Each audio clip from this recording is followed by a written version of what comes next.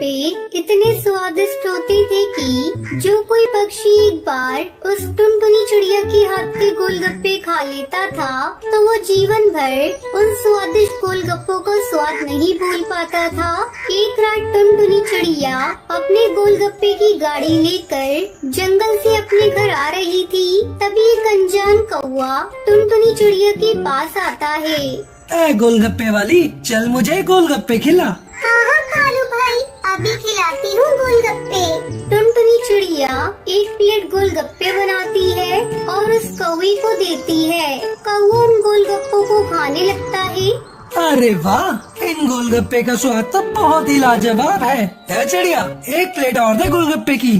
टुनटुनी चिड़िया एक प्लेट और गोलगप्पों की बनाती है और कौवे को देती है। अरे कालू भाई, आपको तो पहले कभी देखा नहीं मैंने जंगल में, कहीं दूसरे जंगल से आए हो?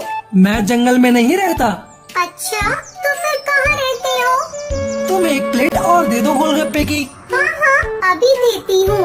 लगता है इस कौवे को भी मेरे गोलगप्पे बहुत पसंद आ रहे हैं, तभी तो इतने खा रहा है ये। आज तो बहुत धंधा होने वाला है मेरा। चल एक और दे। आपने बताया नहीं कालू भाई कि आप कहाँ रहते हो? अभी मैं यहाँ खड़ा हूँ ना, समझो यही मेरा घर है। लगता है आप बहुत ही गरीब पक्षी हो या तो फिर अनाथ हो। ना ही मैं अनाथ हूँ, ना ही मैं गरीब हूँ, मैं एक भूतिया पक्षी हूँ। चल अब एक प्लेट और लगा गोलगप्पे की। बकवास किए जा रही है कब से। अरे क्यों मजाक करते हो कालू भाई? अगर आप भूत होते तो आप ये गोलगप्पे कैसे खाते? क्योंकि मैंने सुना है जो भूतिया पक्षी होते हैं वो केवल पक्षियों को ही खाते हैं, उनका खून पीते हैं। अच्छा, लगता है तुझे भूतों के बारे में कुछ ज्यादा ही अनुभव है। चल अब एक प्लेट और लगा गोलगप्पे की। अरे अब नहीं बना सकती गोलगप्पे की प्लेट, गोलगप्पे तो सारे खत्म हो गए। क्या गोलगप्पे खत्म हो गए? लाइए कालू भाई, मेरे गोलगप्पे के पैसे दीजिए।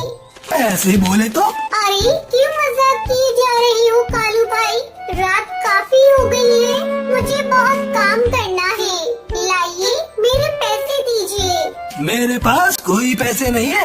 इतना सुनकर टुनटुनी चिड़िया को बहुत गुस्सा आ जाता है। तभी वो कौवा एक भयानक भूतिया कौवा बन जाता है। ये देखकर टुनटुनी चिड़िया के होश उड़ जाते हैं। बाबा भूत! अरे बाप रे, ये कौवा तो भूत निकला। तेरी इतनी हिम्मत कि तू मुझ पर गुस्सा करेगी? तभी कालू कौवा टुनटुनी को हवा में उठा लेता है। अरे मुझे माफ कर दो भूतिया कौवे भाई, अरे मुझे छोड़ दो। अरे मुझसे गलती हो गई, मैंने आपसे पैसे की बात कही, मेरी हिम्मत मारी गई थी जो मैंने आपको ये बात कही। जब तक मेरी भूख नहीं मिटती तब तक मुझे ऐसे ही स्वादिष्ट गोलगप्पे खिलाती जा, और अगर तूने ऐसा नहीं किया तो मैं तुझे एक ही झटके में खा जाऊंगा, समझी? भूतिया कौवा टुनटुनी चिड़िया के साथ उसके घोंसले में आता है।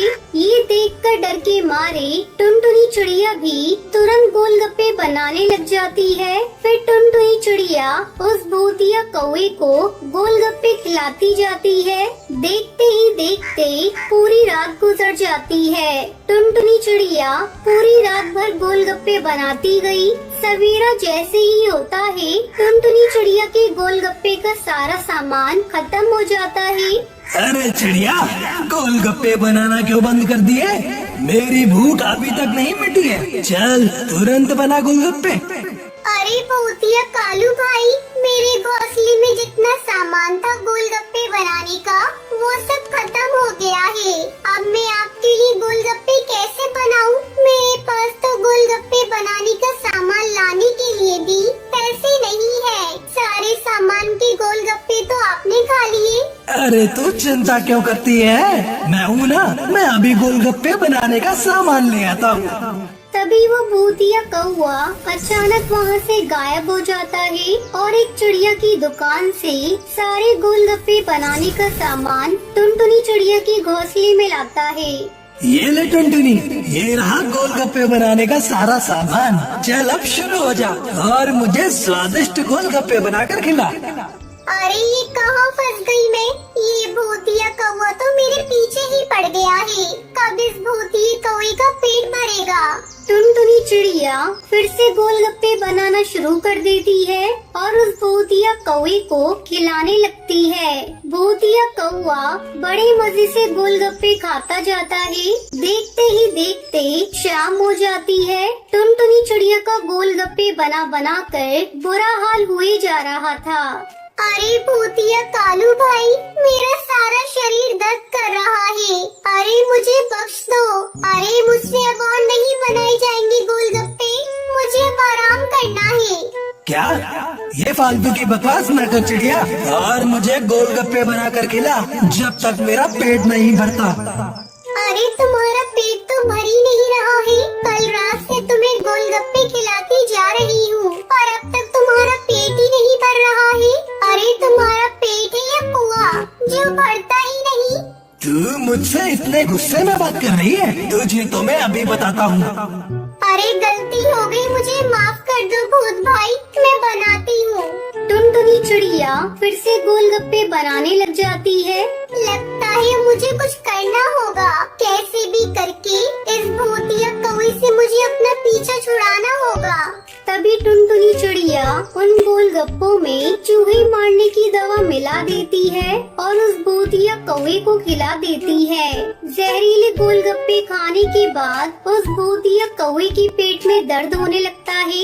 ये क्या मिला दिया चिड़िया तूने गोलगप्पे में? अब आया ना उस पहाड़ के नीचे। फिर टुनटुनी चिड़िया भूतिया कौवे को आग लगा देती है और भूतिया कौवा वहीं जलकर भस्म हो जाता है।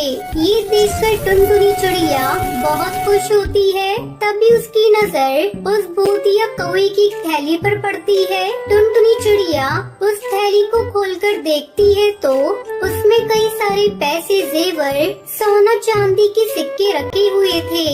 अरे ये चिट्ठी में क्या लिखा है? चलो पढ़ के देखती हूँ। टुनटुनी चिड़िया उस चिट्ठी को खोलती है और उसे पढ़ने लगती है, जिसमें लिखा था कि तुमने इतने प्यार से इतने अच्छे अच्छे गोलगप्पे खिलाए हैं। जब मेरा मन गोलगप्पे खाकर भर जाएगा तो मैं तुम्हारे पास से चला जाऊंगा और जाते जाते मैं तुम्हें ये सारा सामान दे जाऊंगा। उसके बाद तुम्हारा जीवन एकदम से बदल जाएगा। ये बात पढ़ने के बाद टुनटुनी चिड़िया को बहुत रोना आता है और उसे अपने किए पर बहुत ही पछतावा होता है। हिमाचल गांव के मुखिया कड़कनाथ अपने बेटे कालू कौवे से बहुत परेशान रहते थे। कालू अपने पिता के साथ किसी भी काम में हाथ नहीं बटाता था, बस सारा दिन इधर उधर दोस्तों के साथ घूमते रहना और खाली समय मिले तो सोते रहना। कड़कनाथ मुखिया को इसी बात की चिंता रहती थी कि कालू पर कभी गांव को संभालने की जिम्मेदारी आई तो वो कैसे जिम्मेदारी को संभाल पाएगा। इसलिए एक दिन गुस्से में आकर कड़कनाथ कालू से बोला, कालू तू कब तक इस तरह निठल्ला घूमता रहेगा? तेरी उम्र के कौवे शहर जाकर बड़ी बड़ी नौकरियां कर रहे हैं या फिर अपने पिता के साथ गांव की पंचायत में बैठते हैं। पर तुझे मैं कह कर थक गया, तू भी कुछ काम कर लिया कर। पर तेरे कान में तो जू तक नहीं रहनी थी। मैंने फैसला किया है अब तुम गाँव में तभी आओगे जब कुछ काम धंधा सीख जाओगे। अरे कैसी बातें कर रहे हो? अकेला कौवा कहाँ कहाँ भटकेगा। माँ मुझे नहीं जाना कहीं भी, मैं पतंग उड़ाने बबलू के घर जा रहा हूँ। खबरदार, जो पतंग उड़ाने गए मैंने कह दिया सो कह दिया। अब तुम कल सुबह काम की तलाश में जाओगे और कोई काम सीख कर ही लौटोगे। कड़कनाथ ने जबरदस्ती कालू कौवे को काम ढूंढने भेज दिया ताकि वो एक जिम्मेदार कौवा बनकर आ सके। कालू काम की तलाश में निकल तो पड़ा पर उसका मन बिल्कुल नहीं था। उड़ते उड़ते कालू एक जंगल में पहुंचा। वहाँ एक पेड़ के नीचे साधु महाराज तपस्या में बैठे दिखाई दिए। कालू ने देखा एक काला नाग साधु बाबा को डसने वाला है। उसने कुछ भी देरी न करते हुए झट से नाग को उठाया और एक और फेंक दिया। शोर से साधु बाबा की तपस्या टूट गई। उन्होंने नाग को झाड़ियों से भागते देखा।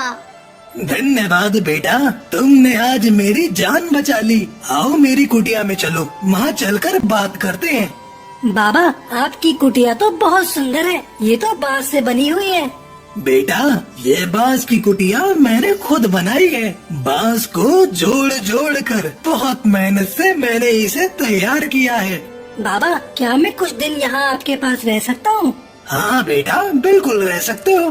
कालू साधु बाबा के साथ ही रहने लगा। वो साधु बाबा की बहुत सेवा करता था। वहाँ पर कालू कौए ने बांस से घर बनाना सीखा।